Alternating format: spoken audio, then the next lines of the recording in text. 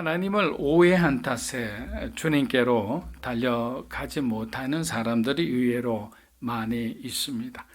그들은 하나님을 마치 우리가 잘못하기를 기다렸다가 혼내기를 좋아하는 그런 엄격한 그런 아버지로만 생각합니다. 결국 이러한 나의 작은 오해가 하나님과의 대화를 거부하게 합니다. 어렵고 힘든 순간에도 하나님이 아닌 사람을 찾거나 아니면 세상을 찾게 되는 것입니다. 여러분, 우리가 하나님에 대한 의심을 가지고 있는 한 우리는 결코 그분의 온전한 사랑을 경험할 수가 없습니다. 두려움을 뚫고 우리에게 놓인 그 장애물을 넘기 위해서는 우리가 먼저 붙들고 있는 그것을 내려놓아야 하는 것입니다. 지금 저와 여러분이 붙들고 있는 것이 무엇인지 한번 생각해 보았으면 합니다. 조금 다르게 질문하면 당신은 지금 무엇에서 가장 큰 안정감을 느끼고 있습니까? 라는 질문입니다. 지금 우리들이 붙들고 있는 것이 영원하지 않다는 것은 우리들도 서로 잘 알고 있는 사실입니다. 그럼에도 그것을 붙잡고 있는 것입니다. 그것은 결코 절망과 두려움에서 우리를 구원하지 못합니다. 그렇게 하나님 외에는 영원한 것이 없다는 것을 우리가 알아야 하는 것입니다. 십자가 없이 부흥한 교회, 기도 없이 성공한 크리스찬, 희생과 헌신 없이 인정받는 사람들, 겉으로는 좋아 보여도 사실은 이 사람들이 가장 위태로운 사람일 수도 있는 것입니다. 사랑하는 여러분, 아무리 고단하고 힘들어도 하나님은 우리가 살아갈 이유와 의미를 찾기를 원하십니다. 여러분, 한번 다윗을 생각해 보세요. 거의 20년 동안 도망자 신세로 살았어요. 말이 20년이죠. 얼마나 긴 세월입니까? 이때 그가 할 수 있는 것은 살기 위해 사울을 피해 그냥 도망다니는 거 하나밖에 없었어요. 때로는 비굴하게, 때로는 미친 척하며 그렇게 살아내야 했습니다. 왜냐? 그가 사는 것이 이제 앞으로 하나님께서 그를 통해 일하실 놀라운 일들이 기다리고 있기 때문입니다. 그런데 이러한 반복된 고단한 삶은 그를 가장 지지하던 사람들마저 등을 돌리게 합니다. 왜냐하면 우리도 그렇잖아요. 남편은 선교사로서의 비전을 받았어요. 그런데 아내는 받지 못했어요. 그런데 선교지에 가면 어떤 일이 있느냐? 남편은 힘들어도 고단해도 주님을 생각하며 버틸 수 있는 힘이 있어요. 왜? 부르심이 있기 때문에. 그런데 아내 같은 경우에는 부르심이 없기 때문에 남편에 대한 부르심이 있겠죠. 그러나 그것을 이해하는 데 시간이 많이 걸리는 거예요. 심지어 그의 부하 중 몇몇은 다윗을 돌로 쳐 죽이려는 모의까지 하기도 했습니다. 이 말을 들은 다윗의 마음이 얼마나 상심이 되었겠습니까? 자기야말로 도망다니는 인생을 살고 싶어 그렇게 도망다니는 것이 아니기 때문입니다. 그렇게 인생의 모든 장면 하나하나를 우리가 다 설명하기는 어려운 거예요. 그것은 저와 여러분들도 마찬가지라 생각합니다. 그러나 다윗은 혼자였지만 혼자가 아니었습니다. 그는 여호와 하나님을 힘입어 용기를 얻었던 겁니다. 우리 주변을 돌아보면 하나님을 잘 믿는 사람들도 크게 낙담할 때가 있습니다. 19세기 가장 큰 위대한 설교가라고 말한 찰스 스펄전은 평생 우울증으로 고통받으며 살았습니다. 샘물과 같은 보혈이란 찬송을 작사한 영국의 시인 윌리엄 쿠퍼는 그 역시 조울증으로 평생을 고통받으며 지냈음에도 그렇게 아름다운 시와 은혜로운 찬송을 지을 수 있었습니다.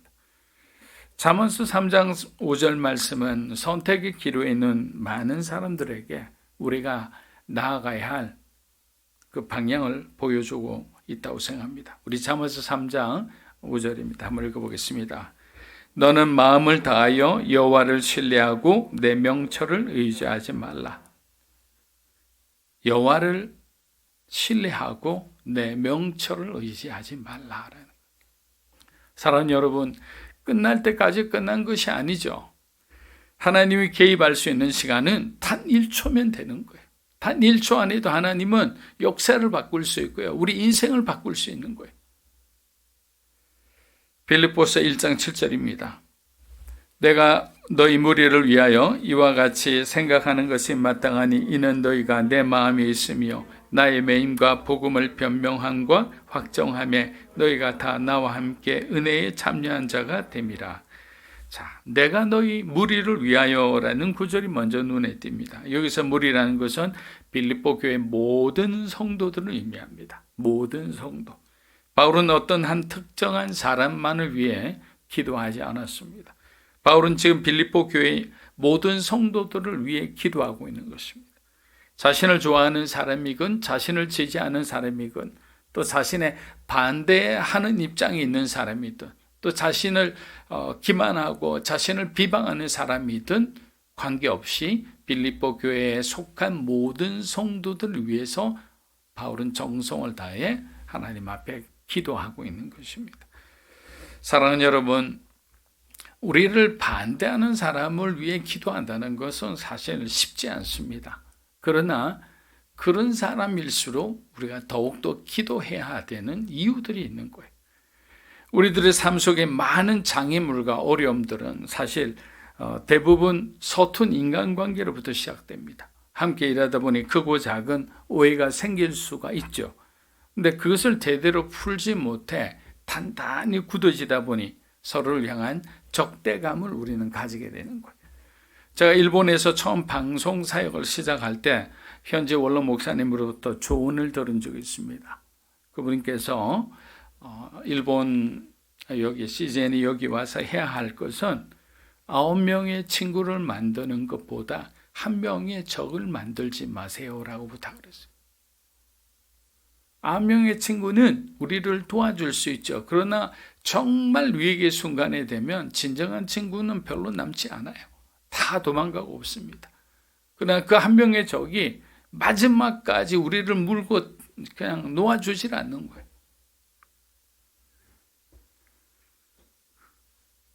그렇게 기도자의 기도에는 어떤 편견도 존재해서는 안 됩니다. 자신에게 잘해주는 사람에게 하는 것처럼 나와 불편한 사람을 위해서도 기도해야 합니다. 그것이 예수님이 우리에게 주신 샬롬인 거예요.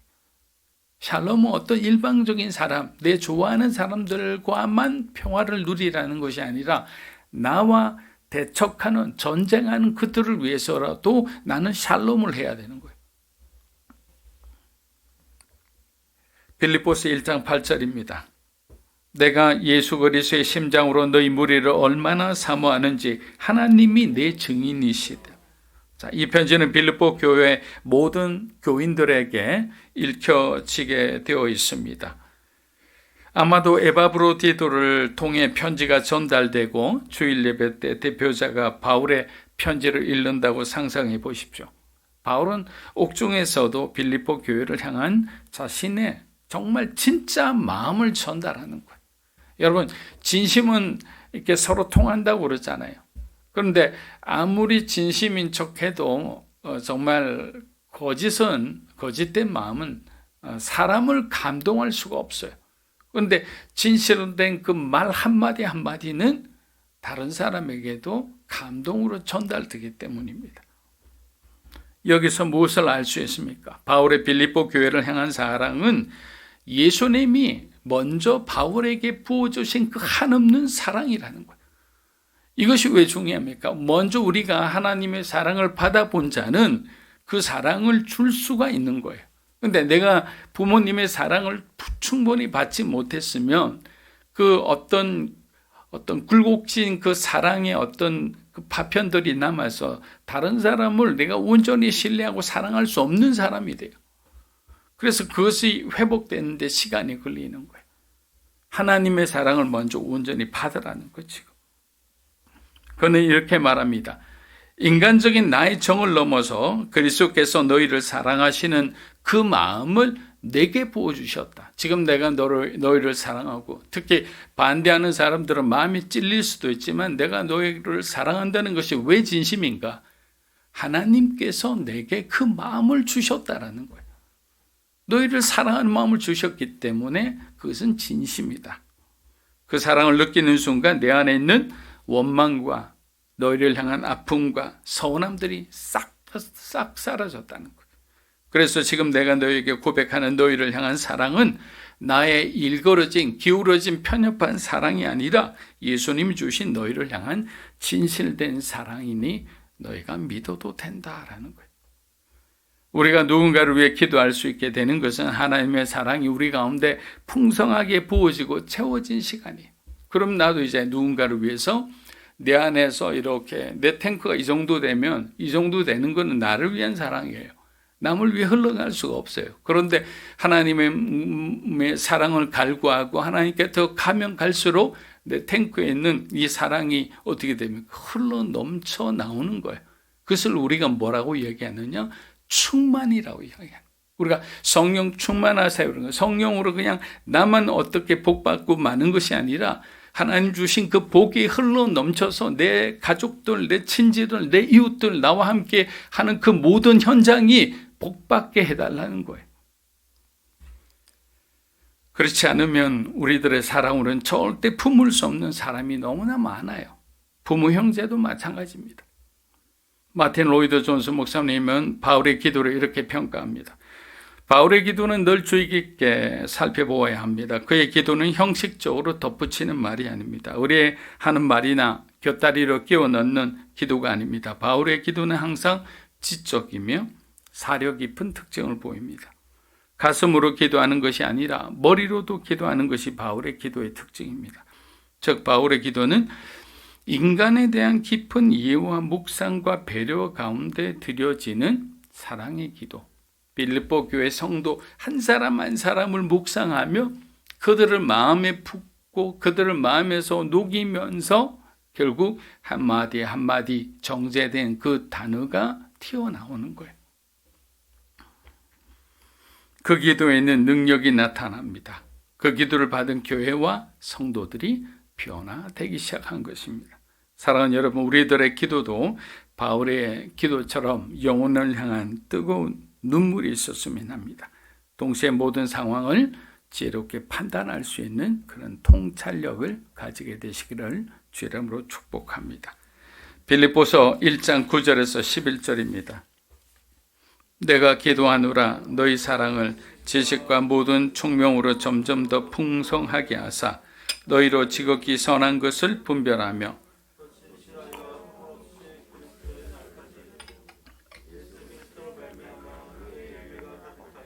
하나님의 영광과 찬송이 되기를 원하노라.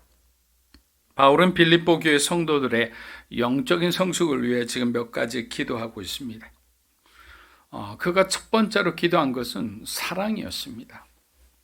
그는 하나님을 향한 그리고 서로를 향한 그들의 사랑이 풍성하기를 기도했습니다.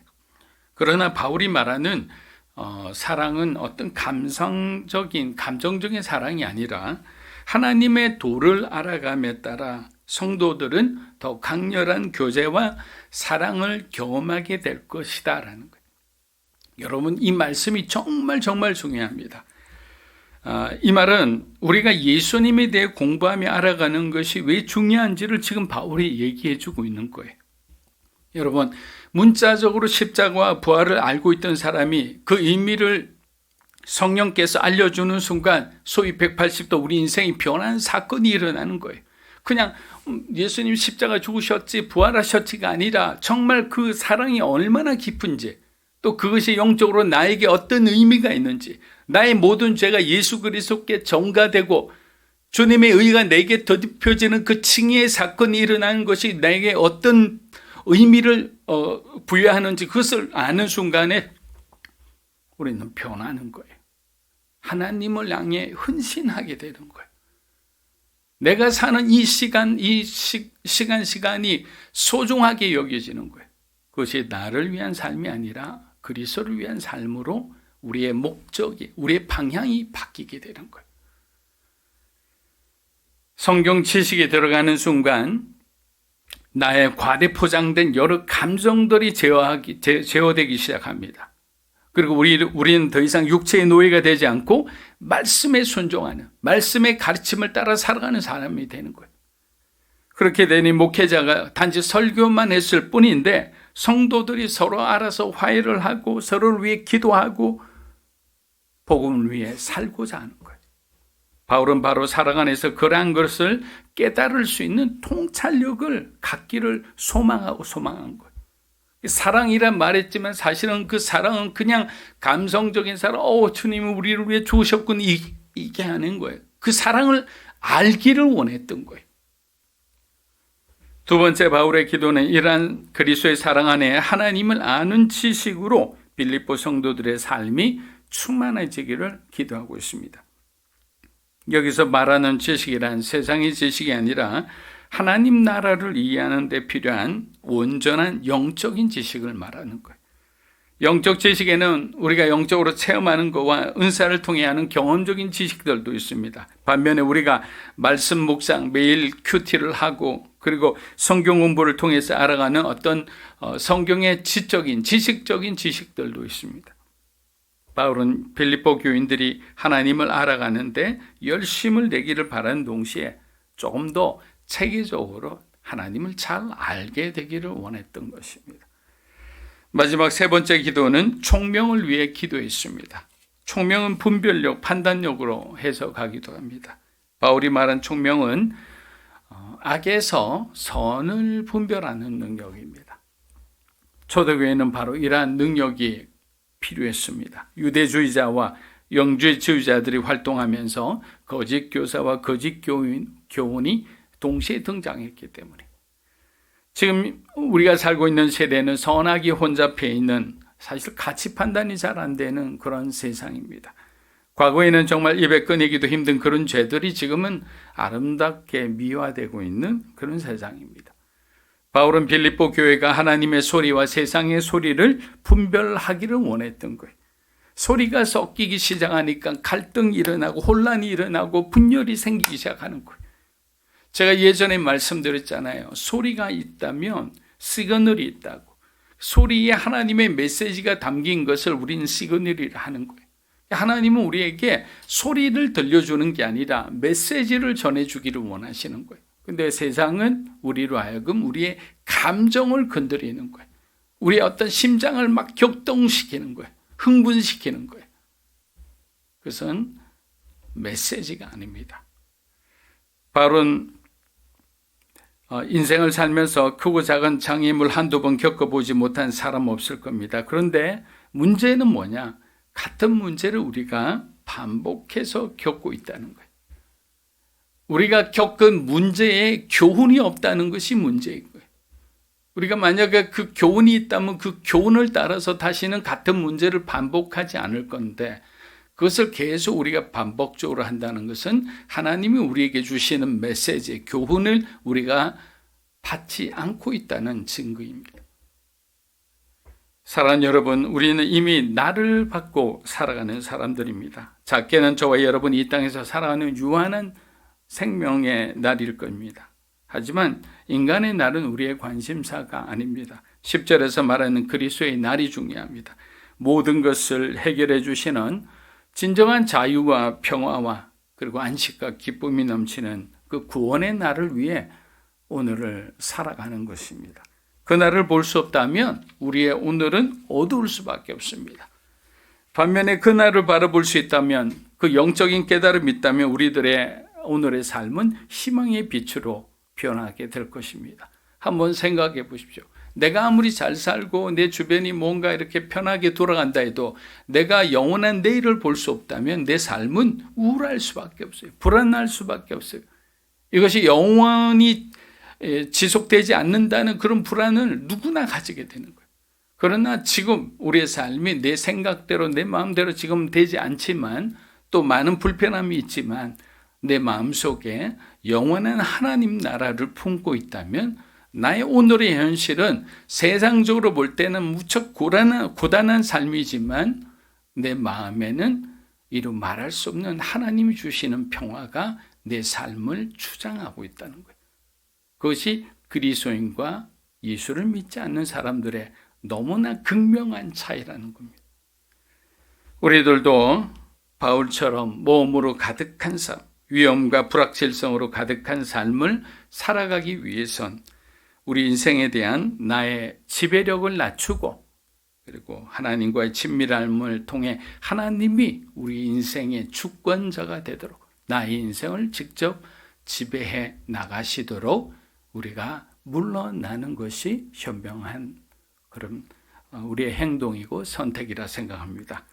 하나님이 여러분의 가정과 여러분의 삶을 지키고 보호해 주시리라 믿습니다. 지금까지 그래왔던 것처럼 어제보다 오늘보다 내일 더 주님을 많이 사랑하는 저와 여러분이 되시기를 주의 이름으로 축복합니다.